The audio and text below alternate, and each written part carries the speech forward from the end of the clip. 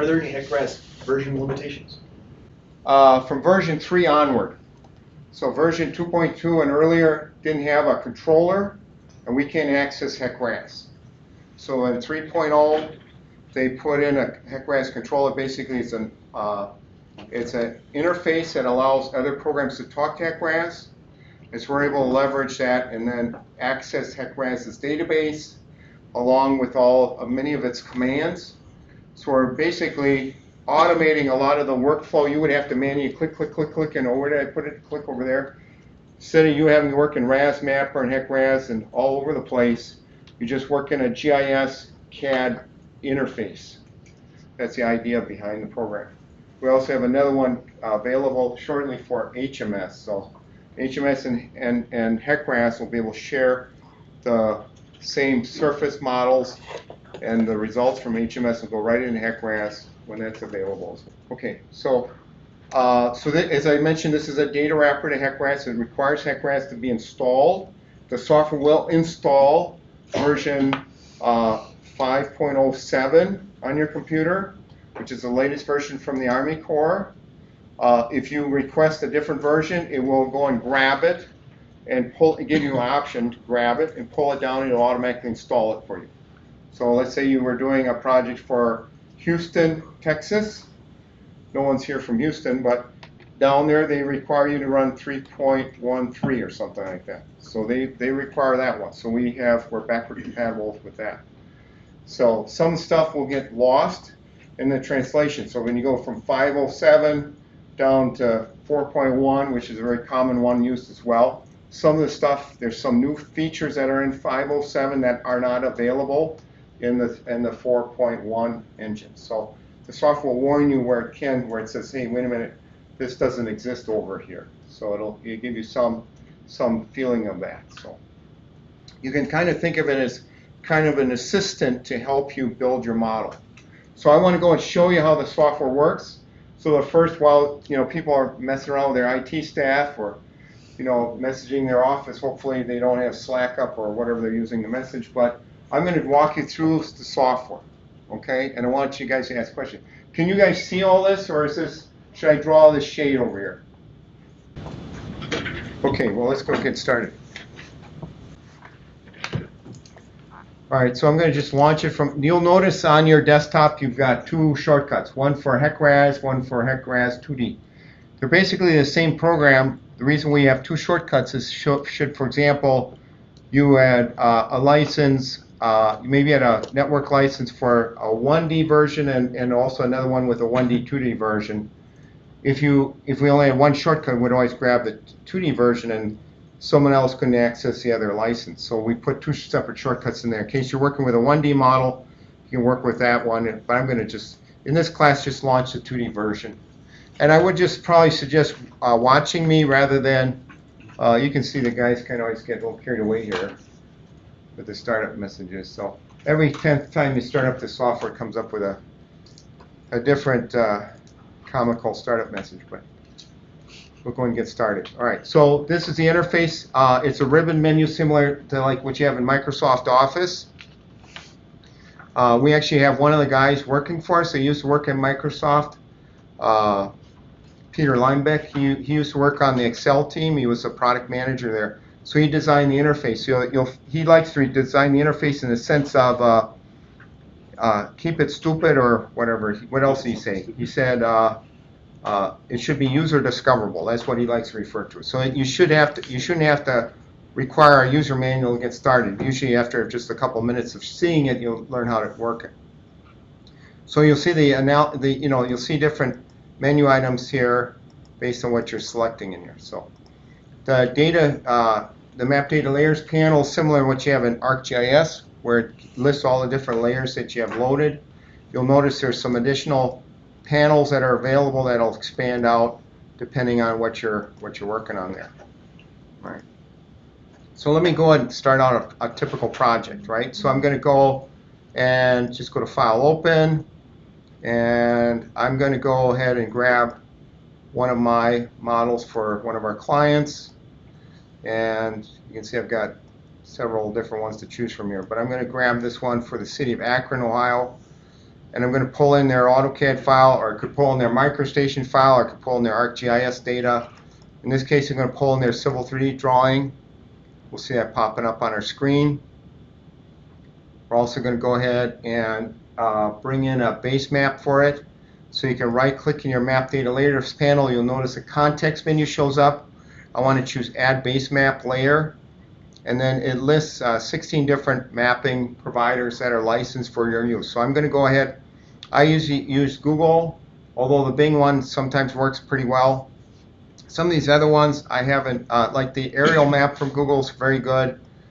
There's also one called Terrain, Streets, Water Map Google. So if you don't know where the stream line is, you can bring that up, and they've got a pretty accurate representation where the stream is, better than the USGS. So, and the USGS stuff is here as well. So you can get a topographic map, USA, and world. So I usually use the hybrid map. That basically means it's going to have the not just the aerial orthophoto, but it's going to have labels for everything, so I know where everything is. So click on OK, and you'll see the base map shows up in the background.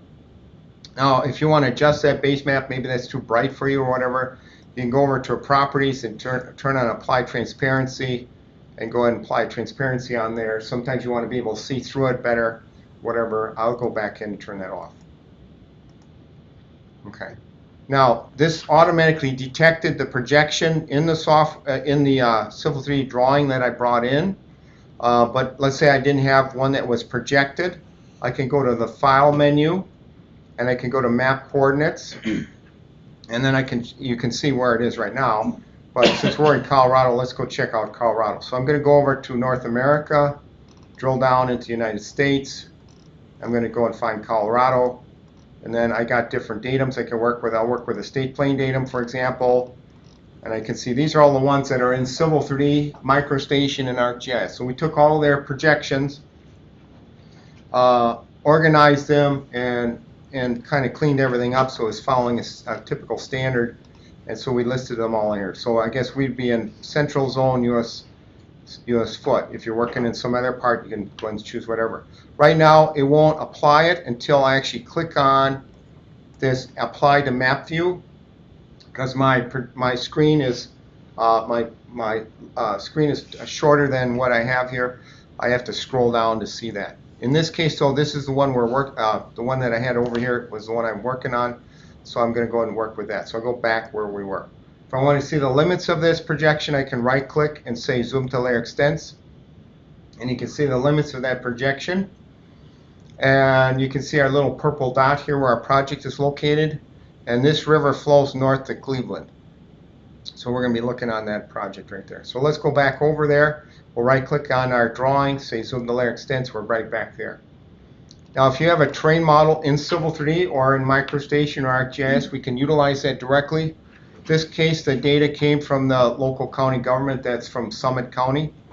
And this is in GIS format, so we're going to have to go and build a terrain model for this. So we're going to go over to our Map Edit menu and click on the Generate Terrain menu. Brings up a little dialog box that says, hey, wait a minute, you need to save your project first so it knows where it's going to store everything. So let's go and do that. I'm going to create a folder. Let me go into my work folder again under Consulting, under Akron, and let's just create a folder. We'll just call it, let's say, Flood Study. Save that in there. Go in that folder and let's just call it, I don't know, just Flood Analysis or something. Okay, so, or you might want to call it project number or something like that. All right, so it's asking me, what kind of terrain source are we working with? So we can work with a variety of different data here. In this case, we're working with a CAD drawing. So it recognized that automatically by looking through the list of layers there, seeing which one was highlighted. And so if it had a GIS layer highlighted, it would have default to a GIS file in there. In this case, it's just a CAD drawing. You could also work with the Civil 3D surface. And we have an example I'll get to tomorrow that shows that. In this case, we're going to be working with these contours. All right, it's asking me then what's the limits of this. So if I wanted to crop it to a specific area, I could do that. I could come in here, say user defined limits, click on pick, and I could just window in an area and say, okay, I want to build a terrain model for this area right there. Or if you already had a HEC-RAS model loaded, this option would be enabled. In this case, we're just going to use the extent of the terrain source because it's nicely trimmed to that area. Okay, it's asking me to save this on my computer, and it's going to use the same projection that I had in the original Civility file. In fact, you can see it down in the bottom corner. So, but you could change it to a different projection if you had multiple projections, if you had different layers in here with different projections. So we'll go and save it on our computer. We can save it in different file formats. Commonly, you want to save it as a GeoTIFF file, because that's a commonly used file that's used to convert between, to transfer data from different programs. And so I'm just call it, let's say, 3D terrain. And then it's asking me what kind of resolution do I want to use here. Now, I have quite a bit of memory on this laptop. So it's saying I can go down to about 1 or 2 inches, I guess. But the data is not that accurate. So I'm going to go down to about 3 feet. And I can see here it's telling me how big this grid will become. It's going to be 7.7 million cells. So it'll still process it pretty quick. Click on generate, and it's going to take that data, extract that, and then build a surface from that. There we go. So now it has a surface listed in here, and we can go and visualize that if we wanted to. We could go over to our properties, turn on elevation color fill, click on OK, but I can't see it because my base map is showing up on top of it. So I could, if I wanted to, just drag this above that and then it'd be visible. Or I could come back in and just turn off that layer and it would be visible that way as well. So, all right, so we've got that in there. We can now view that in 3D if we wanted to. So we can go on and click on the little 3D button and it'll rotate us into a little 3D view. And you can see your area there. Now we do have some GIS data that was provided by the county government for all these different structures in here. So we're going to bring those in. We'll just right click on our map data layers panel, say add layers. We'll bring up a little dialog box, and you'll see it supports just about any kind of file format you would run into as a civil engineer. At least it should. If we don't support something, let us know. We'll throw it in there. But anyways, the idea is you don't have to convert stuff. You just select it and go. That's a big advantage over the normal HEC-RAS program where it doesn't bring in many file formats. So in this case, I'm going to go over to my folder where I have some GIS data in shapefile format. I'm going to bring in these buildings and this land use roughness coverage. Click on open. Anytime you grab more than one file, it creates a layer group for you. You can see it showing up there. And then it sorts it by points, polylines, and polygons, and then alphabetically. Then it also looks at the data and sees if it can figure out a legend for you. So in this case, it figured out from the keyword, it saw roughness. It figured out, okay, there's probably a roughness value in there.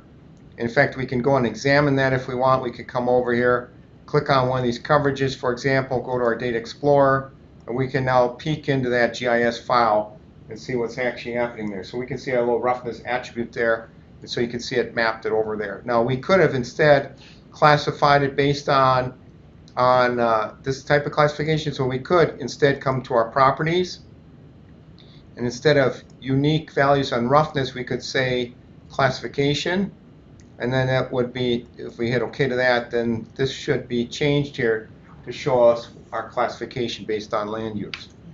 So, but we'll map over the Manning's values later. All right, so we can see and you can change these colors. If you don't like the colors, you can come in and change them. There's a little thing over on the side here you can barely see, but you can come in here and choose a different color off the color picker. Okay, so in fact, I want to. All right, so anyways, we got that. All right, we'll go ahead and close that up. Okay, now we want to go ahead and maybe turn that off. We'll come back to it a little bit later.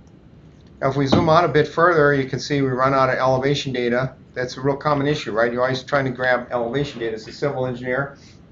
Well, what we can do if we want, we could crop it. We could go over to view and say crop base map, so you're just working off your surface there. But instead, I want to go and have it fill in everything around it. So I'm going to right click on my map data layers panel, select add elevation layer. And now if I did happen to have a file on my local network drive or hard drive, I can go and read that. Again, we'll read any kind of file format you might run into. Again, the idea is you don't have to convert it. It'll just go and read it and go. But anyways, what we want to do is we're going to go ahead and go to the cloud, right? So we're going to close this down. Go to online data server, So we have elevation data for the entire world sitting on Microsoft Azure. That's their cloud service. Azure is the name of it. On their data servers, we have elevation data for the entire world. In North America, if that's US and Canada, we have it accurate to 1 foot vertical, spaced out every 8 meters. So we're going to click on Use Online Elevation Data Source, hit OK, and that'll give it a moment to start figuring out where it is. It's going to start pulling that down from the cloud and start filling that in. It'll take a while for it to fill in everything. And as you zoom around and pan around, it will dynamically resample as it needs to, because it's not going to load everything there, because that'd be, several, probably like a gigabyte worth of data to come down. So it's going to read down what it can based on your zoom level. So as you zoom in, it'll get more and more accurate as it zooms in. The part of the problem is it's pretty good in the overbanks. The problem is you're going to notice like where the channel is, there's no data there. So we're going to go ahead and burn that, and I'll show you. We have some commands for that. All right, so anyways, this is the run of river that we want to analyze. We want to look at it both from a 1D perspective, but also a 2D perspective, because we have all these structures in here. We want to consider those structures, those clarification tanks and things like that. And then also there's a little bridge down here. So we want to look at that bridge. So some people said they did bridge studies, so we're going to go and do a little bridge analysis there. This is a little 2-lane highway here. We're going to go and replace it with a 4-lane highway and see what kind of bridge we can come up with. Okay, so that's the model domain.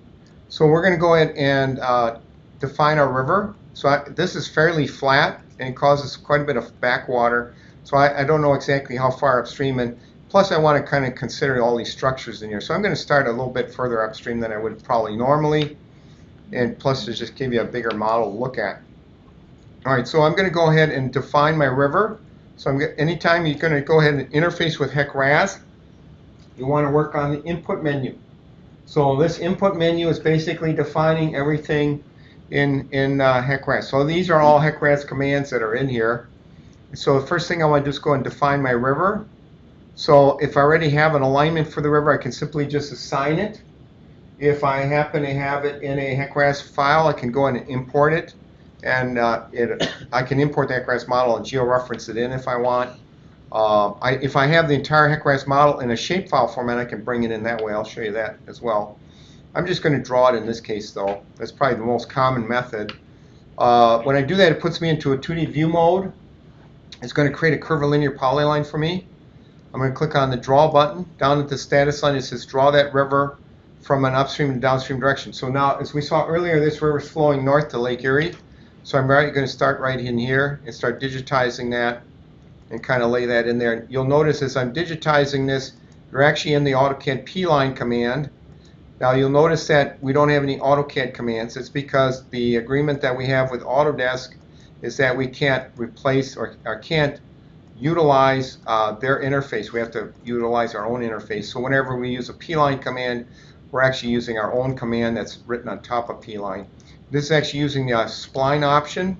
There's a spline override option in the P-line command to make that river look nice and natural and stuff like that. So I'm digitizing this in. The guy thinks I'm doing really super job, right? Whereas the software's doing that for me. Now I'm going to put the bridge in a little bit later because we have that tight bend. But anyways, I'm going to name this river. You can see the name listed there. So I click on the New button and type that name in. And I'll just call it river, or you could call it Main or something like that. Hit apply. And now we can see that blue line representing our river. You can see a little direction arrow representing the direction of flow. If I put it in the wrong way, not an issue. Just right click and just say reverse river reach, and it'll bring up a little dialog box and allow me to reverse it if I put in there. If I want to get that label out of the way, I can just drag it, move it around. If I want to rename something, let's say I misspelled it, just double click on it. You can come in there and go ahead and change your label there. If I wanted to, maybe I made some mistakes here, I can come in here, I can say edit vertices. I can see the vertices that were inserted by the spline command. I can grab those vertices, I can just drag them around. Again, we're using a modified p-edit command. I can add additional vertices. Now, I don't know why you'd want to do that, but because we're written on top of AutoCAD, we have unlimited undo and redo in here. So we can simply undo all those edits and it'll basically undo our changes. So if we make a mistake while defining our HEC-RAS data, we can always undo that, come out of there and back out. Next thing I want to do is go ahead and put in my cross sections. Different ways we can do that. We could assign those if they're already drawn in. A lot of times what I'll do is I'll draw the lines where the cross sections are as P lines, as either GIS lines or just AutoCAD lines, and then assign them. That way it allows me to manipulate them, but I'm going to show you how we can manipulate them manually as well. We can import them. If they were in a survey file, we can bring in existing models and georeference them. I could manually draw them in just like I did my river reach, and that's commonly done. And in fact, I'll show you that in a minute. But we're going to use the automated draw command. And so basically automate the whole process for us. We're going to go ahead and define our downstream river station, what we want it to start at. So this basically automates the process for cutting our cross sections. I just have to set everything up ahead of time. So I'm going to define where my downstream river station should start at. I want it, that'll be my starting cross section number. I'm going to start it at 1,000. I want it based on river chainage. So I want it based on, let's say, feet, but you work in miles, or if you can work in metric units if you want. Define your cross-section spacing. If you have junctions, let's say you've got a multi-reach river, you can tell how far to offset off the junction. Go ahead and select your elevation data. You can have both a primary and secondary data source. So for example, you might have survey data for the channel, and you might have LiDAR for the overbank. So in that case, you could tell it, wherever I have survey data, utilize that. Everywhere else, use the LiDAR data. In this case, it's recognizing my terrain surface, right? So it's already picked that up for us. It's building it off the original source, not the data source I created earlier. So if I wanted to switch it back to an elevation grid, I could do that. Define my limits, how far I want to cut my section. So instead of me counting contours to figure out how far I should take it out, I'm going to let the software figure that out. So I'm going to say I need to have my cross sections at least 25 feet deep, and I'm going to say go ahead and go out to 3,000 feet to make that happen. I could make it go further or whatever. I could also measure that distance right off the map. So I could come in here, click on the little pick button, come in here, say okay, I want to go from here to there. That's pretty far. How far is that? So that's like 2,900 feet. So I said, well, 3,000 pretty good. All right, we can also have it automatically assign bank stations. You can do it by assumed channel width. I don't recommend that option. Typically what I'll use is a channel depth. Give it a maximum depth. Let's say it's a major river or fairly major river. Maybe it's 3 foot depth, depending on the shape of the geometry, and a maximum search distance. In this case, we actually have the GIS department there in Summit County actually gave us line work representing where the banks are. So we're going to go and utilize that. We're going to click on the little pick button, zoom on in. I'm going to grab that little blue line right there. It'll kind of glow on your screen. Right click, say select similar. It'll find all the other ones that are the same. Just say done.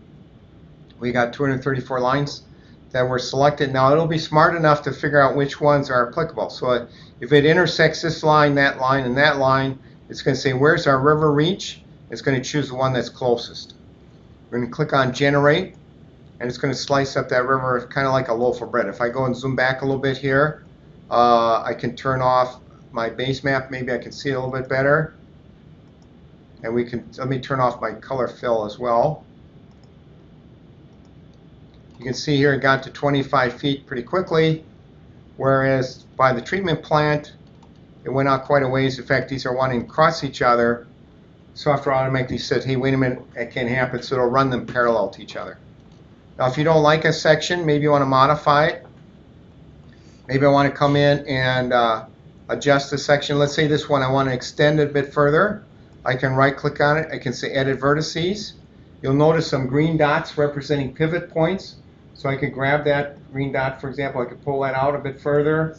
Go ahead and grab this, grab that point right there. If I offset a little bit, you see it turns green, and now that's a pivot point. So I can come in there and adjust that. Now, it's the same geometry. It's just extended over.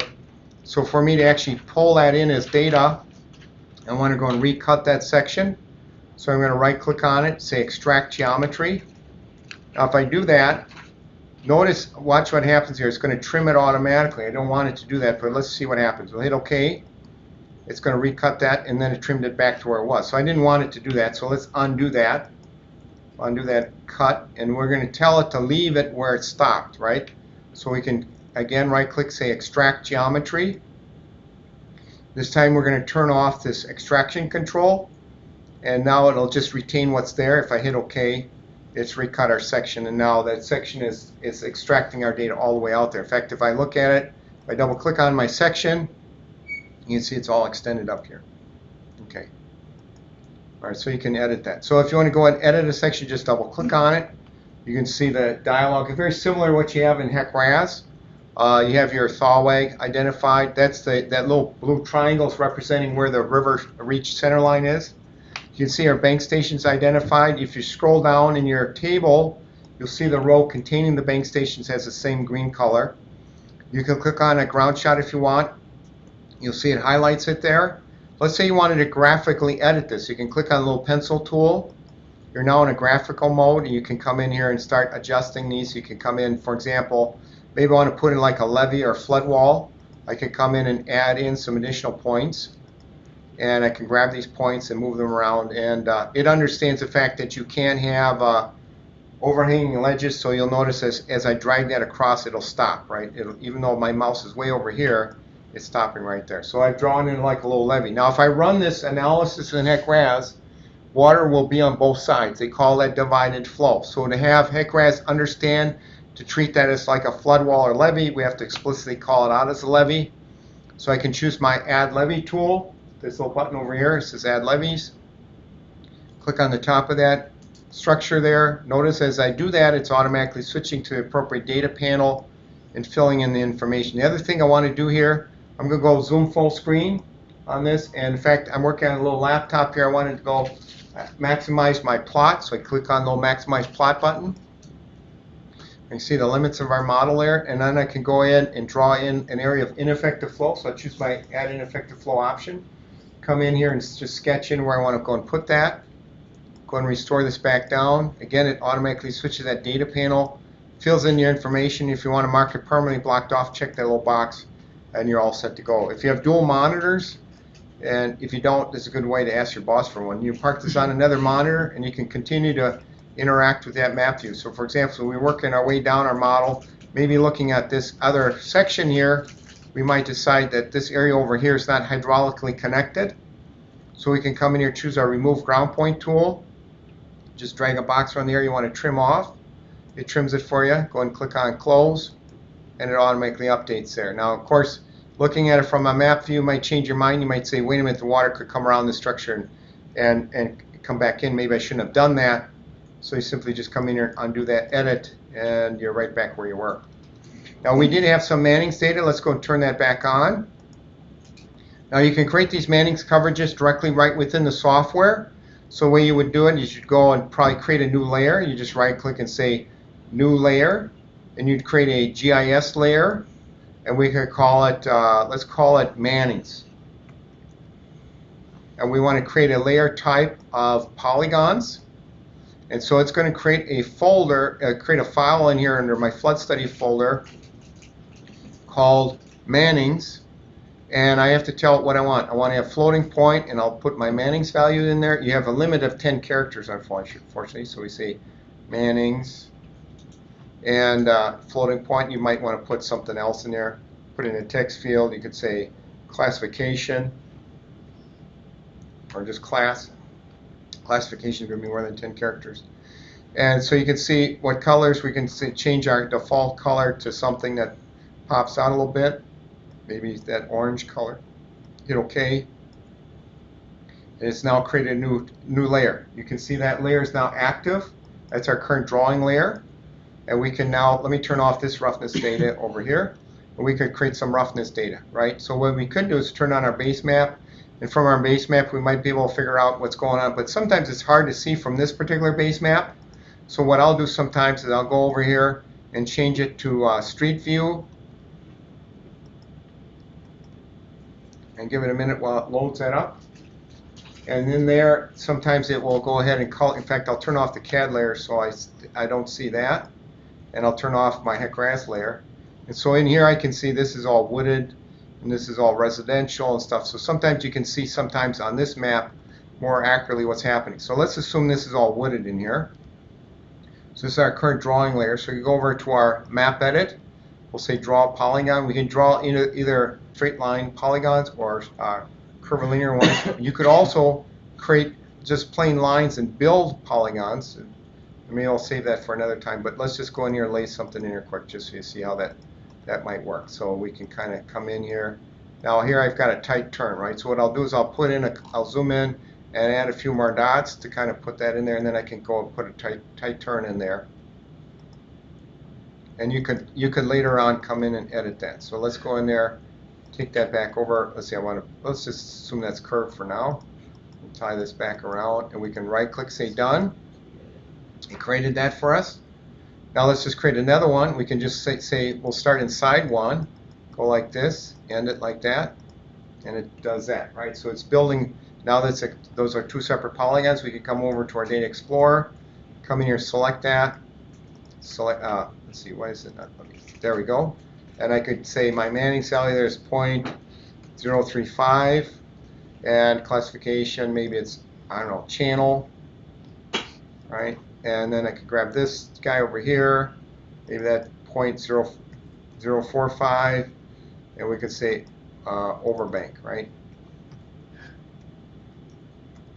Okay, so now if we can classify that, so we can come in here, right click on this, say properties, click on the little properties button, and we'll say attribute, we'll say unique values based on our classification, and just hit OK to that. I think it won't save. I have to save it first. Let's hit the little save button. And I have to lock it too. So locking it basically checks in that file. And then if I turn on my legend, go back into our properties. There's an option here for legend. Somewhere, display layer legend. It's supposed to map that on there. I'm not certain why it's not. There we go. Set it on. There we go. Hit OK. And now we have a legend in there. Okay. So I'll turn that off. So you saw how we did that. So we'll go back and turn this back on. Turn on our HEC-RAS layer. Turn on our AutoCAD layer. Let's switch on our base map again. Go back over here. Just swap that back over to our hybrid map Google. Back in there. Notice though that I'm missing some coverage. I don't have 100% coverage. I'm missing some coverage here. So what do? Well, we could modify that, right? We could easily modify that. Another way though to get you up and running is we could go over to our watershed menu, choose land cover data. There we go. Hit OK to that, and this will download onto your computer. These are basically 75-foot pixels. Each pixel has an associated Manning's value with it and a particular land type. So we can composite that onto our HEC-RAS model, right? So this is national coverage. And we're hosting this also on our data server. So the first time through it tries it on USGS. If it's not there, then it fails over to our server. Because the government servers tend to go down occasionally. So we're going to go over to our input menu under Manning's roughness. We'll say assign Manning's data. We'll go and select all our cross sections here. You can see we've got 13 of them. We can bring in the National Land Cover Database. Now I would caution you just using this only, because what it's going to do is it's going to assign multiple Manning's values for it. And in HEC-RAS it has a limit of 20. So you might have lots and lots of different sub areas in there, depending where you're working and depending how many pixels are showing up. And so you could have more than 20, so you may have to consolidate that manually. It doesn't do that automatically. But in this case, we also have that polygon coverage, so we'll turn that on. And notice it's looking through the list of layers now. It's showing my Manning's, right, because it's looking for keywords. It's looking for Manning's, roughness, rough, a few other keywords, and then looks in 5 other languages. In this case, though, I don't want to use my Manning's because that's the one I made up earlier. So I'm going to go and choose my roughness coverage. Again, it grabs the attribute automatically by looking at the available attribute names. So it's showing my min-max value in there. I want to override what's in the channel. And then if I have areas that I don't have any values, I can give it a default value to utilize. And this is also the default value that's used when you first cut your cross sections. So you want to be cautious of that, right? Just don't use the default values. That's maybe not necessarily matching what your site conditions are. Just select OK, and it's going to go and assign that data to our computer, or to our project, our model. And now we can go over here and take a look at this cross-section here that's got that overlap, that coverage lacking there. We'll just double click on it. And you can see here it's mapped in a couple ones there. But you can see here it's mapped in a roughness data based on horizontal roughness station rather than your standard, left over bank channel, right over bank roughness. Now you could turn that back on, and it will ask you to, it'll composite these values back. So if I click on that, it says the horizontal roughness left channel will be lost. You want to, yes, use that. And then it'll look at what you've got defined in here. For some reason it thought the channel was that. So I could undo that if I want, undo that back to where it was. Okay, so let's go and turn off that coverage. We'll turn off that coverage. We're done with that one. What else? We'll turn off that roughness. We don't need to see that anymore. So we've got our Manning's values. You might want to assign other information. For example, you can see this river, the river flow length is different in the overbanks. So on the right side, this is traveling a little bit further. So I'm going to show you that a little bit further down here where we have our bridge structure. We've got a tight bend, so we're going to account for that flow length in there. We also do have these structures, though. These structures are going to be blocking some of our flow. So we could go in and assign in conveyance obstructions. You can also assign in effective flow areas, levees. In this case, we're going to go and assign these obstructions. We can go ahead and grab all our cross sections, grab our coverages here. I'm going to grab one of them, right-click, say Select Similar. It finds all the other ones. Right-click, say Done. It's got 347 structures selected here. Just hit OK. We can now go look at that. We'll go and turn off our building and just rotate this around in a 3D view. And you can see in there, I was drawn in there. Of course, you can see it messed that one up because we extended that section so far. If we're going to go and modify this, it doesn't have an attribute as far as elevation. So we could come in here and select that section, double click on it and adjust that. So we could come in here and say, grab this sub area and pull that down a bit to account for that in there. There's also another option to map over the attribute. We're going to do that for our 2D model. I'll show you when we do our 2D how to pull that in.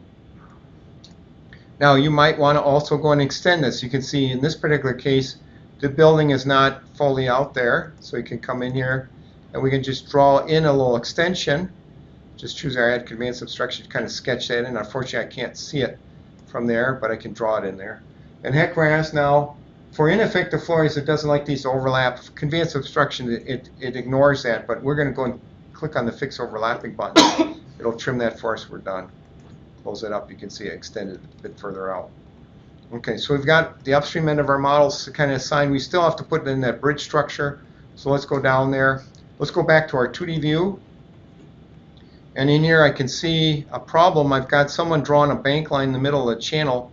So it's not matching what our contours are showing, nor is it matching what the aerial imagery is doing. So I'm not quite certain where the channel is. So what I'm going to do is go back over to our, turn off our base map, go back to our terrain data, turn that on, and now I can more clearly see where my channel is. So that bank line is a little bit too far in. But we're going to extend that river down. Two ways I could do it. I could just draw another line and assign and merge these two lines together. When I merge the lines together, it'll see that one of them is a reach, and it will just extend the reach. In this case, so I'm going to just go in and edit those vertices like we did earlier. So just say Edit Vertices. You can see the vertex there. I can just pull that a bit further down. Just add in additional vertices as I go around that bend. Put those in there. Probably want to spend a bit more time than I'm doing here. The key thing is you want to kind of center up that reach through that thalweg, or through that bridge opening.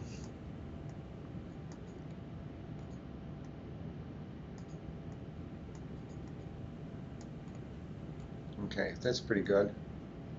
All right, so we're done. We've got that. So let's go ahead now. This section, if I wanted to, I could just grab that, drag it around. I could rotate it around. I could say graphic edit. You'll see it puts a little rotation handle centered on the thalweg. I can move that around if I want. So if I don't want it to be on the thalweg, I could do that. I'm going to just grab that just for example. I can just rotate that, take the rotation handle, rotate it in position. And of course I could just go ahead and recut that section, right? That's one way I could do it. I'm going to just draw it in though. So let's get rid of that section. We'll just delete that out. Anytime you delete a section out of the model, it'll update your flow links automatically, so you don't have to worry about flow links. Go back over to cross sections. This time we're going to choose draw cross section. And everything's still remembered from before. I've turned off this option, so it's going to start and stop where I draw the line. Everything is all set up. It's got our bank information in here all set to go. Click on the draw button. And you can draw this in either direction, left to right or right to left. HEC-RAS prefers to have it by convention looking in the downstream direction, left to right. So when you lay in our sections here, whichever way you draw it, it'll put it in that convention. So you're going to lay these in here. Right click, say done, go the other way. So you can lay in your section quite easily, quite quickly here. And you want to draw it in what they call a full valley section adjacent to the roadway embankment, but not including the embankment. All right, now we've got this tight bend in here. Probably would want to model that flow coming in here. We're going to ignore that for this demonstration, but you probably want to go and include that. All right, so we're going to come in here and tie this in. Let's say like right there. You only need 2 sections downstream, 2 sections upstream. But if you've got the data, go in and stick it in there.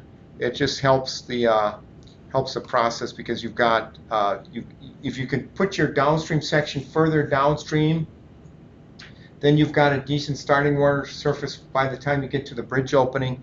If you start your sections too close, your downstream conditions could impact your bridge hydraulics here, so you want to be careful. Now in this case, I can see my section line. Maybe I want to modify that. Again, we can right click on this and just say edit vertices, and you can see those pivot points. I can just grab those pivot points and move them around and stuff like that. Now it didn't recut our section, and we could go in there and do that if we want. So I can come in here and grab these, add another vertex, and kind of tune things up. All right, so but anyways, our sections are in there. Want to put in our roadway crossing. So let me go turn on my base map again. And let me go and now if I have an alignment, which would be nice to have, I would just select that alignment. But problem sometimes you have is that the alignment line is not continuous, so you want to check that out. But in this case, I'm going to just draw it in. So we're going to go over to our roadway crossing. We'll just say draw roadway crossing. Here's where you would assign it. In this case, everything's still remembered from before. We don't have to turn anything else on. Just click on the draw button. And we can draw that, again, either direction, left to right or right to left. So I'm going to kind of just eyeball it right down the middle of that roadway center line. And if the guys in back, guys and gals in the back, if you want to move up, that's fine to get closer to the screen. All right, we'll end it here. Now I want to go and measure how wide my bridge is at the opening. So I'm going to measure that width. So click on the little pick button. We'll go back over to where our bridge opening is. Zoom on in. And we're going to measure that distance from here to there. Got that? So it's like 38.5 feet. And we're going to measure how far it is from the upstream side of the bridge to the upstream section. Just click on the pick button and measure that distance in there as well. Okay, so we got 29 feet there. Just hit apply to that, and it puts in our roadway crossing. We can see our structure there. Now we want to go look at our roadway crossing. Just double click on it, brings up your editor. All right, now a little modeling trick someone showed me a while back is to center up that thaw wing. So the same horizontal stationing, so that I have a reference point for everything else. So I'm going to go over to where it says geometry adjustment. We'll say shift stationing. We can choose either the thaw wag or center between the banks or river reach intersection. Center between the banks is very helpful when you've got a really wide bridge opening and it's not very clear where the center of the bridge is. So that way it'll center between the 2 bank stations. In this case, so I'm going to use that little blue triangle. That's going to be river reach intersection. We'll set that to a horizontal station of 1,000 or whatever you want, 10,000 or 0. And I'm going to adjust both the upstream and downstream face sections. Just hit apply, and now you can see it's centered on 1,000. Now, if this data is representative of the actual bridge opening, it's not. It's just trimmed down to bare earth. But we could put in our sloping abutment quite easily. Just choose your draw sloping abutment tool. Notice all the icons that have little pencils on them are draw commands. Anything that's got a plus sign is add something, and anything with a red X on it is delete something. So we're going to draw in our sloping abutment. We'll come in here, we'll just click on that little dot there and just draw in, and bang, that's how fast I can put in a sloping abutment in here. Now in this case I don't actually have them, so I'll just undo that. And this data, as I mentioned earlier, is not accurate, so we're going to go and remove that. We're going to choose our remove roadway geometry data. That's going to ignore our ground geometry. So now we're going to go and adjust this. Come in here, take that out, do the same thing, take that out. Now if you modified this geometry, that would be adjusting your internal ground geometry. In HEC-RAS they have the upstream and downstream face sections, and then they take those and copy them for internal geometry. So if we go and start modifying this geometry here, it's going to create an internal geometry of that, and that's different than the upstream and downstream face section. Sometimes you have to do that. Anyways, we're going to go and build our bridge opening. So we're going to go over to build bridge opening, and I know what the dimensions are here. This has got a sloping deck. On the low side it's got an elevation of 742 feet, and we can define the bridge by either span or by abutment stations. Span means I know how wide it is. Abutment stations, it knows where the stationing is. So in this case I'm going to use my center reference station of 1000, and we're going to give it a span of 100 feet.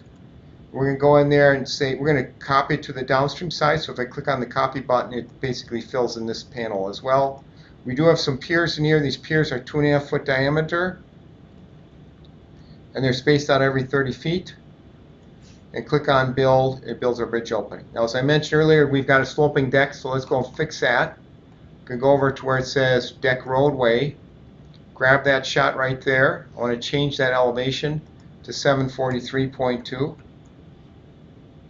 And I want to take that same value, copy it to the downstream side since it's the same geometry. Now you can see my bridge piers are not tall enough, so I can go over to bridge piers. You can see it's now highlighting the currently selected pier. So if I grab another pier, you see it, if I grab this one, you can see it's highlighting that one. I'll go back to this one here. Now instead of me trying to figure out where it intersects that low chord at, I'm going to let the software figure that out. So I'm going to set the elevation to some higher value, to let's say 750 feet. We'll let the software figure out how to trim it. So we'll just type in 750 here. It automatically trimmed that. Since I want to do the same thing in the downstream side, I just click on the copy to downstream button. Takes that same value, pastes it over here, and you can see it fixed it here. Then I want to do it for all the other bridge piers. Just click on the copy geometry all button, and it takes the same values for this pier and copies them to all the other piers. So you can see the different piers that are listed in here. All right, now we have to consider the losses due to those piers. In HEC-RAS they use a momentum and Yarnell equation, so we're going to go over to bridge methodology. We want to turn on the momentum and Yarnell equation. And then for low flow conditions, basically meaning when it's not touching the low chord, low flow means basically it's passing underneath the bridge low chord without performing any pressure flow. It's going to use the Manning's equation, which is the energy standard step method, momentum equation, and Yarnell equation. And if you have spur dikes or wing walls or guide banks, you want to use the WISPRO method as well. But it's going to use the highest energy answer because basically energy is going to be conserved and the water will take the path of least resistance. So in this case, it'll look at all three equations and figure out which one controls. So here we have to look up our drag coefficient for momentum.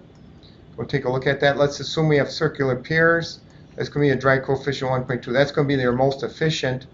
You can see, well, I guess square nose piers, you can see how bad that one is.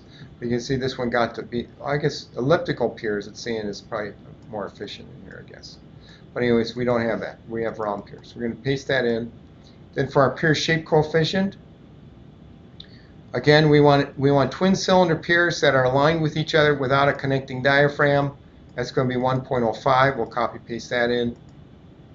All right, and then in case this bridge does go submerged, we want to go and turn on the pressure and or weir flow equation option. That means that when it goes pressurized, it's going to go and use the orifice equation, the sluice equation, and sluice gate equation, figure out which one controls. And then if it goes over the top of the roadway, it's going to use the weir equation. Now if you're doing a culvert, you want to turn this option on, even though you don't have pressure flow equations being used for the culvert equation. It's going to use the Federal Highway nomographs for calculating the flow through culvert. But for any road overflow, you want to turn that option on, then it'll use the weir equation. when the weir flow becomes submerged, basically when there's so much weir overflow that the effect of the weir is no longer really considered enabled, when it becomes 95 or 97% submerged, it'll automatically switch over to the standard step backwater Manning's equation. We're almost finished up. The other thing we have to worry about, though, is this gray area. At the upstream face and downstream face, HEC-RAS doesn't understand that this is blocking the flow. You would think it would, but it doesn't. You, as the modeler, as the engineer, have to tell it that this gray area is not effectively carrying flow. Otherwise, it's going to assume that's all effectively carrying water, and your computed water surface will be lower than what it really is in life, right? So we want to go and fix that. So we're going to put in ineffective flow. So we're going to select ineffective flow areas, and we're going to look at the upstream side. We're going to choose multiple blocks, and I'm going to draw on these blocks on my screen. Now I'm going to go and maximize this plot so I can see it better. Let's go. Oh, I got to click on the draw button. Click on the draw button, and now we're in that command. And now I can draw in little rectangular blocks that kind of represent that. I'm going to purposely kind of mess that one up. Now, in an upcoming release of software, it will automatically match the roadway. Right now, you have to manually do it, so you have to kind of tweak things in there. You can put a maximum of 10 of these in there. It's just a limitation in HEC-RAS. So again, you can see I made a mistake, right? So we just click on the little pencil tool, grab this and just fine-tune it. You can grab the corner if you want. You can adjust it that way, whatever you want to do, or grab the size of it. So pull that back in. Get that adjusted. All right. Now, as we saw earlier, if you try to run this in HEC-RAS, HEC-RAS will complain these are overlapping. So what we're doing is we're talking HEC-RAS right now. So everything we stored is being stored in HEC-RAS at the same time. In fact, if you want, you can have HEC-RAS up and running in another window. And if you hit the refresh button in HEC-RAS, it'll refresh. You'll see the changes occurring over there. You can also refresh it back on the GeoHECRAS side. But anyways, we're going to click on the Fix Overlapping button. It automatically trims that up. Since we have the same vertical curve here, same horizontal stationing, I can simply click on Copy to Downstream section and it duplicates it for us. Go and close that up. We go look at our bridge opening now. We can see on there our bridge piers. We can see our abutments. We can see our ineffective flow areas. Last thing we have to consider in this case is the flow as it contracts and expands through that opening. There's additional losses we have to consider.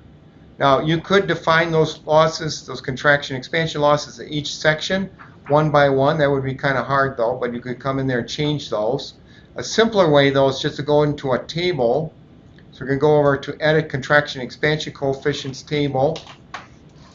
You can see the data in there. Now, instead of me manually trying to figure out what to put in there, we've automated it. Just click on the default button. It'll go and look at your structure and then assign the appropriate data. So let's see what happens here. We're going to click on default. And it says, okay, the upstream face sections, the two upstream, and then the downstream face sections are assigned, and you're done. Just click on OK. If you have a culvert, it changes it for a culvert, and you're done. All right, so now we can go look at our structure, go and rotate that around. We can see in there our bridge opening with our bridge piers and everything. So we're almost set up here. Now we want to come up with some flows, right? So we don't have HEC-HMS, and we want to get this project done quickly. So we're going to go ahead and use stream stats. We're going to click on USGS stream stats. I'm going to go ahead and pick a location on our map. I'm going to pick on the middle of that bridge right there. It drops a little point, a little pin, and reads the latitude, longitude for me. Then calls Google's geolocate function. It comes back with a street address for me. So I didn't know you could get an address in the middle of a bridge, but apparently you can. And then it's going to go ahead and download this stuff and save it on our computer. And we're going to go and click on the compute button. It's now calling the USGS StreamStat server in Western Virginia. It's delineating that watershed based on the national elevation grid. Now it's already pre-computed some of those watershed areas, so it goes quite quickly. It's also figuring out some regression values for the regression equation for that. It selects a regression equation for your site, usually down at the county level or sometimes smaller than that, sometimes at the watershed level. Then it figures out what that data is, downloads it onto our computer. You can see it just added in all these layers, and it computed our flows for us. So it figured out our drainage area in square miles is 443 square miles, so it's a pretty big area. 283,000 acres here. It computed our flows. It computed our 2, 5, 10, 25, 50, 100, 500 year flows. We can copy that to our clipboard. It also has downloaded a report for us. Click on the little report button. And then if you got Adobe Acrobat or something like that on your computer, you can see there's your report that got downloaded for you. All right, we can close this up. If you want to see that stuff, you can see it's right there. So there's our report. Double click on it, brings up your report back up in there. All right, if we zoom out to extent that watershed, say zoom to layer extents, you can see there's our drainage area calculated for us. We can go over to our Data Explorer again, click on that coverage, and we can see the information associated with that. So here you can see our drainage area in miles. These are the variables that they provide with us, and you can see the other attribute data that's been mapped into that. I'm going to go and turn that off. We'll go hit the little navigate back button. It'll navigate back to our view where we were. Go over to our input menu, define our flows. So anyways, we're going to go over to the flow data tab and just paste that information that I copied to my clipboard. I'm not interested in these little flows here. I'm going to just take those out. We'll delete those out. So we're looking at our 25 through 500 year flows. For our downstream boundary, I'm going to assume normal depth for that. That's a common practice there. Basically, you don't have a known water surface. You're going to go and have the software calculate our starting water surface elevation. To do that, it has to have an energy slope. So, ideally, you're going to go out to the site and measure the water surface at two locations, maybe 2,000 feet apart from each other, to get an average slope through there. We don't have time. We got to get this project out today, right? So we're going to click on the calc button, and it's going to run a trend line up that river for about 1 kilometer, and it has a little weighting algorithm. It uses it's bottom weighted, downstream weighted to kind of come up with a slope. And usually it's pretty close to what you measure in the field, but at least it gets you up and running. And if you start your downstream boundary far enough downstream, it doesn't matter. It'll converge to normal depth when you get to your structure. Click on OK. Ready to go run this. We can go and tell it what analysis engine we want to use. So I'm going to go over to my options menu. So it's set up to 4.1. So I'm going to change it to 507 since everybody should be using that. That's the latest version. So I'll switch that over. And then we're going to go and run our simulation. Go over to analysis. Hit the running person. And it's going to run your HEC-RAS model. Again, it's going to go and do all the data processing you have to do for HEC-RAS it just did. We can now go look at our results there. We can go look at our structure. We'll select our structure, come in here to our cross-section plot, and that's your standard HEC-RAS output. So here we can see the energy grade is almost over the top of the roadway deck. It's going to be interesting to see if that's actually flown over the top. But here we can see it's definitely below the low quartz, so we can assume that there's going to be no pressurized flow for that. We can also look at it in a detailed table. So this is our bridge table, and we want to look for weir flow, Q weir. So this is the 25 year. Let's switch over to the 500 year. So Q weir, there's a little bit of weir flow going over the top of it. So we can see a little bit of flow going over the top of that for the 500 year. We'd also look at our summary tables if we want. You can go and set up whatever tables you want. So we could go over and look at our 6 cross-section bridge, and you can go and also create your own custom tables if you want. Again, this is just HEC-RAS. You're used to seeing that. We might want to put all these cross-sections into AutoCAD or MicroStation, so as we can say export cross-sections to CAD. Let's say we're going to look at a 100-year storm. Tell it to save it on our computer. Tell it the file format we want. So if you want it in MicroStation, save it as a DGN file. I'm going to save it as AutoCAD 2013. Well, 2013 is fine. We're going to change the name here. I'm going to call it cross-section plots. Hit save. Going to select all my cross-sections. We've got 17 now. Go in here, set up my labels how I want.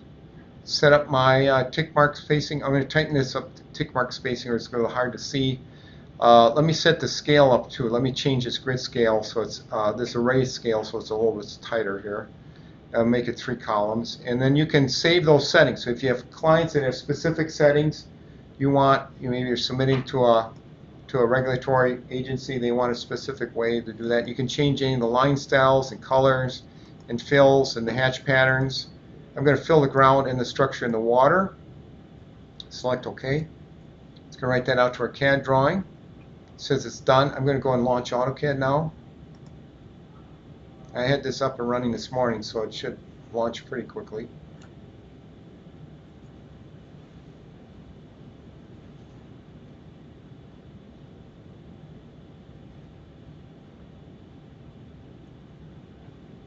Does it also work with AutoCAD Civil 3D 2020?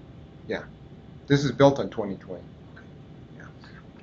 And they'll have 2021 out shortly. Their fiscal year is February, so they release products usually in March to May, somewhere in there. Which when I was there, I kind of told them, you know, I understand your fiscal year is that, but maybe you could set it to a calendar year for normal people. But they didn't like that. So I want to go and grab my folder that was under my flood study folder. There's my drawing. Give me a second here while it reloads.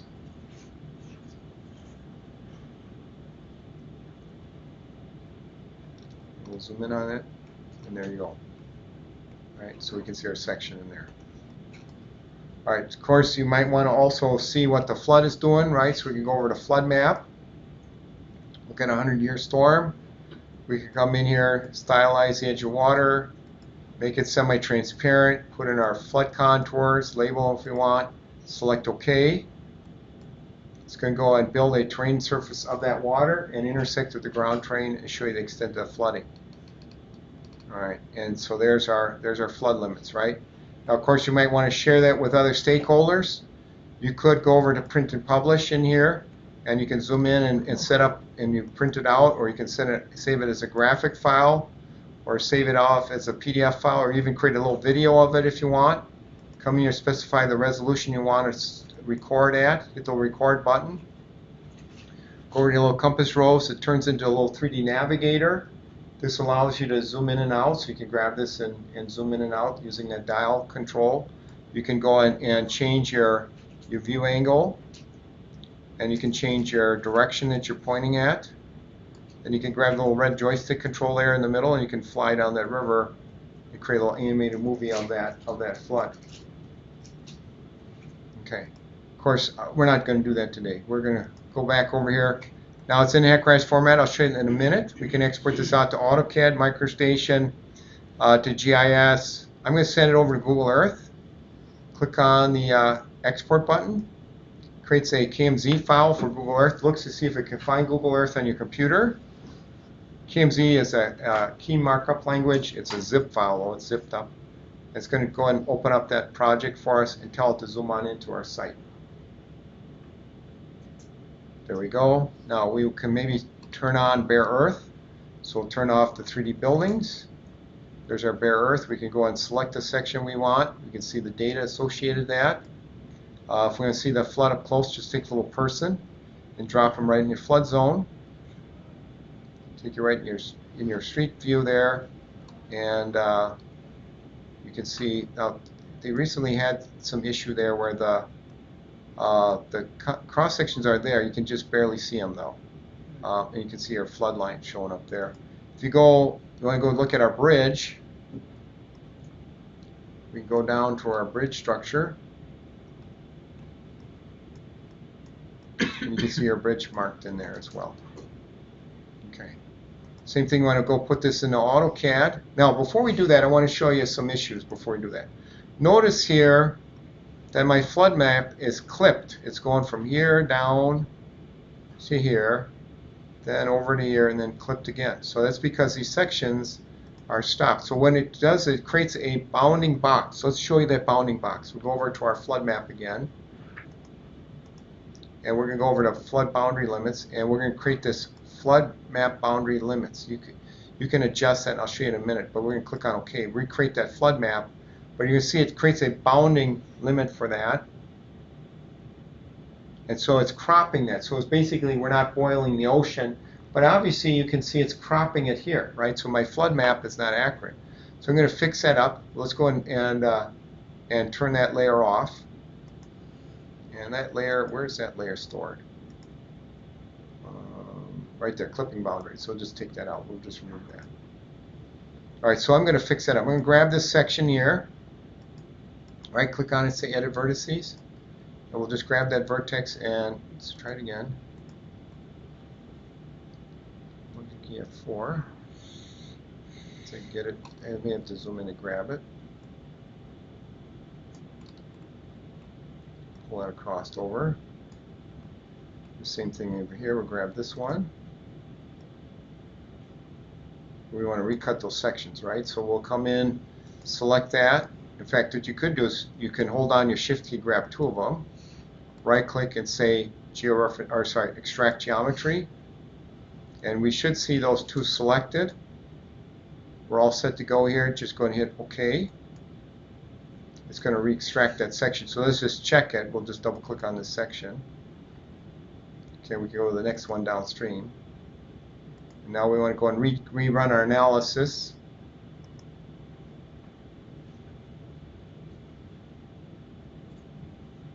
And let's go and generate our flood map.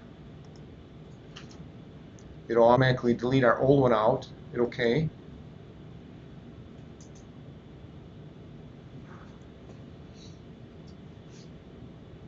And now you can see the bounding limits are much further out.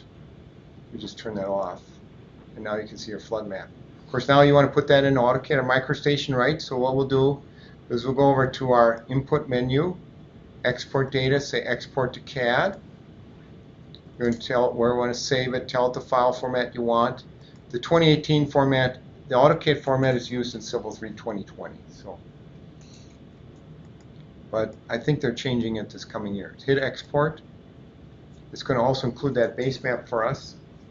So it's zooming out, it's resnapping that background, then zooming back in again. And we're going to go over to AutoCAD. We'll go to File, Open. We should see our flood analysis drawing.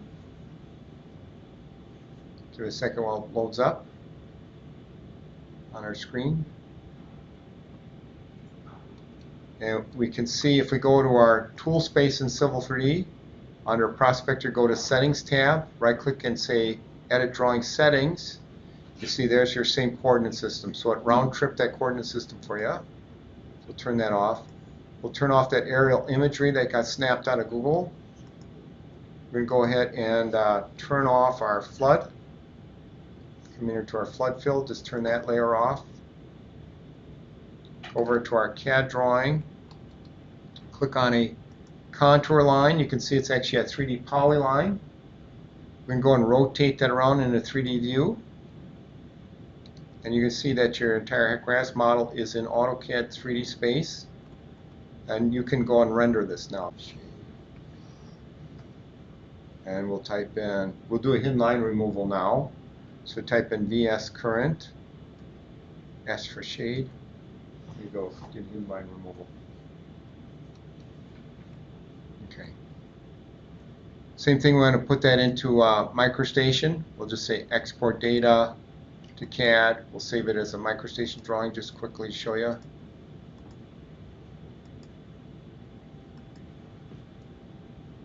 Okay, it's done. I have to fire MicroStation on here. There we go.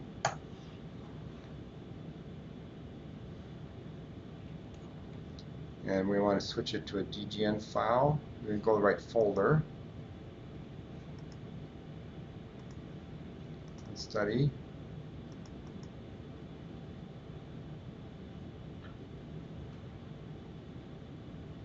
There's the same thing, right?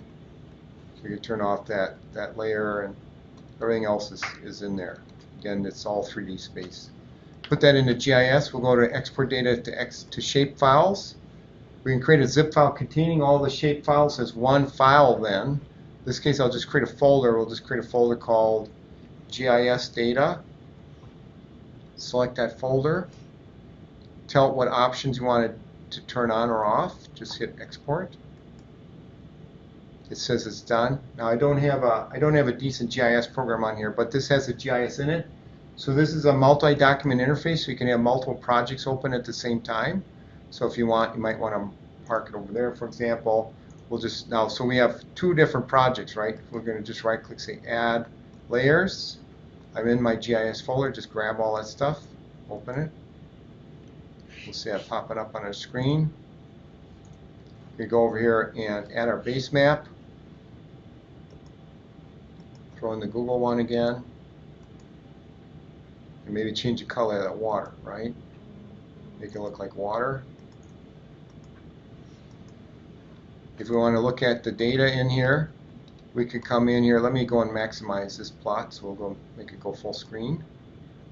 And we can go over to our view menu, choose attribute table, and we can go and look at, for example, our cross sections, and we can turn on auto zoom, and so I can click on a row and it'll take me to that cross section, show me where that is. All right, so it's put that into GIS. Now you may want to modify this. For example, here, if I submitted this study to FEMA, they're not going to allow me to have something like that. Maybe they probably have me fix that up, take that out of there. So I want to go and modify that. I can go over to my map edit menu. I can choose reshape polygon. Let me go and pick my polygon. I want to grab that one. And I'm going to draw in a curvilinear line. Just click on the little draw button, and if I just draw in a line, something like this, let's say something over here to tie in like that, say done, just hit OK. It says that polygon's locked, right? Can't be reshaped. Do you want to lock the layer, continue the operation? So it's understanding the fact that if I cancel out right now, I lose all my work, right? So it's giving me the option to continue on. Say yes, and I fixed it up. So you can quickly modify things like that. Again, if you want to undo that, you can simply undo that, reshape, and you're back to where you were. Okay. Notice the data that's loaded here is in points, polylines, and polygon order, and then alphabetical. So sort it out. Now, we want to go back over to our bridge. There is a little bit of issue here where some of these sections are in this area. This is actually an elevated roadway running alongside here. We want to incorporate that roadway into our model. Okay, so I might want to make a new project for that. I could have one with or without that. So I'm going to go over to my input menu, and under my scenario manager, I'm going to rename this. We're going to call this existing bridge, and I'll just delete out that short ID. It'll fill that in for me. And I'm going to rename this as well. We'll call this existing bridge. All right, so then, and I'm going to say this is without overflow, or without lateral structure. Lateral overflow. Get close. So that's my current model, right? I want to create a duplicate of this. So go over to Scenario Manager, say Duplicate Current Scenario, and we're going to call it lateral structure. Or lateral overflow, overflow. And we're going to copy that same name there, paste that in, hit apply. So now I have two models. They're exactly the same. Let me turn off the flood extents. But I can go over here. That's my existing bridge. Here's my lateral structure. So my lateral structure is going to come in here. So that's now my active structure, or my active project or plan. I'm going to go over to storage areas. I'm going to go ahead and draw in my storage area. Click on the draw button, and I want to draw one in here. Before I do that, though, let me first put in the lateral structure. So this is representing a roadway, and so I'm thinking it's going to act like kind of like a levee. So I want these sections to be trimmed to where that lateral structure is, and I want to also extend them where they're a little bit short. So we're going to go over to our lateral structure, say draw lateral structure, and it's going to trim any that are overlapping, extend those that are short. And we're going to create a curvilinear line. Just click on the draw button. And I'm going to start, let's say, right here. Because you don't want to start right near the bridge because sometimes it gets confused where that is. We're going to start, let's say, right there. And as I zoom in, and this would be a good case where you'd probably want to turn on that color fill of the terrain so you can see what's happening. But we'll extend it up to there. Say done. And notice that numbers are section or lateral structure automatically hit apply. And if we close that up, you can now see these have been trimmed, and these other ones have been extended. We can go look at our lateral structure, double click on it. There's our lateral structure in there. Now if we want, we could go and modify this and drag that further down and re-extract that. Right, so I could come in here, right click and say edit vertices, grab that vertex and pull that further down and have it re-extract that geometry. So I could come in there and say I want to modify that, just right click, say extract rear crest geometry. It's all set for me. Just hit OK. It's going to recut that again. And if I double click on it again, now you see it extended it further down. Now this is going to flow into this area. This There's an old abandoned railroad that's running parallel here, and that's elevated as well. We can see that if we turn on our base map. You see it's slightly elevated. We're going to assume that this is going to act like a pond. Right? So this is some sort of water going to store itself over there. So we're going to go and draw that in there. So we're going to go into our storage areas. We'll say draw storage area. Click on the draw button. And I'm going to just kind of go alongside this roadway, take it alongside here. I'm going faster than you normally would go, but you can see the process here.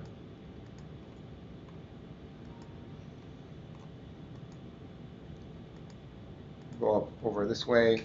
We'll go across over, go down along that bicycle path, which used to be a railroad corridor.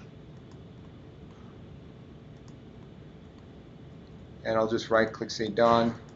It'll close on itself. We'll call it, since there's a little parking lot in there, we'll just call it parking. And apply. And that lateral structure is in there. So next thing we want to do is tie these two guys together. So we're going to go back to our, right now it doesn't understand there's a connection between those. We're going to double click on our lateral structure. And we're going to say, instead of out of system, we're going to say adjacent storage area and choose that parking area. So now those are tied together. Now if we look at this storage area, if we double click on it, it's just a constant area. In reality though, we know it's changing, right? It's changing by elevation. So what we're going to do is we're going to have the software figure that out. We're going to right click on this. We're going to say extract storage area volume curve. Click on the extract button.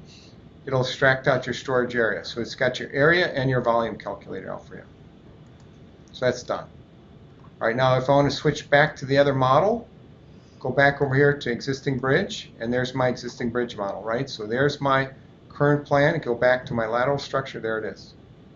Okay, so that's kind of handy. So now you could run that. In fact, you could run both of them, right? You could go to analysis under, say, multiple scenarios.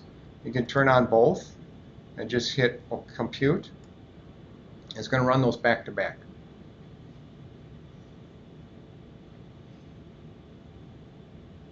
Okay, so it's finished.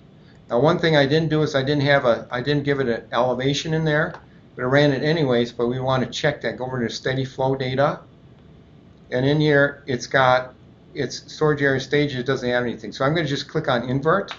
It's going to go and grab the invert off of that. That's the bottommost elevation, so assuming it's dry. Otherwise, it's just blank value, same as 0, which would be the invert. But if we go look at that, if we look at the storage curve, the downstream bottom of that is 738. Okay. Now we might want to also go ahead. Let's go back to our existing bridge. Let's say this is a little 2-lane bridge. Let's say we're going to go ahead and put in a 4-lane bridge. We'll take a break at the top of the hour here. So I got maybe 10 minutes here. So let's go and modify this bridge, right? So we're going to come in here, we'll duplicate this again. Let's call it a proposed bridge.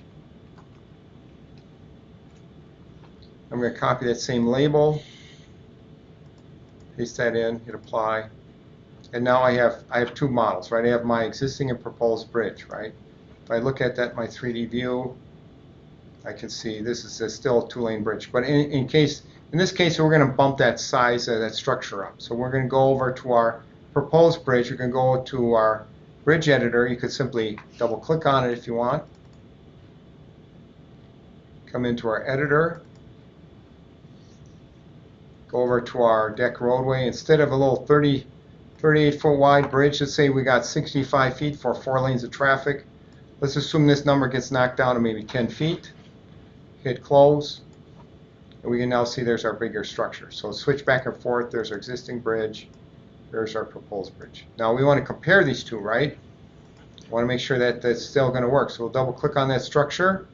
We go over here to where it says Open Comparison Analysis. We're looking at our 100-year storm.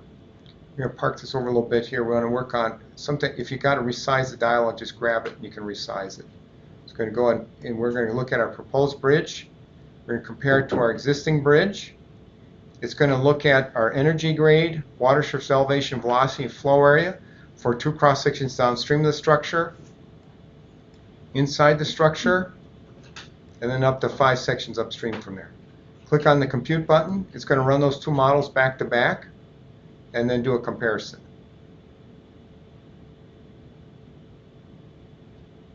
All right, so downstream we don't see any changes you would expect, but upstream we see a little bit of backwater here, right? So the proposed bridge elevation is a little higher than the existing bridge. So we might have to go and modify that bridge.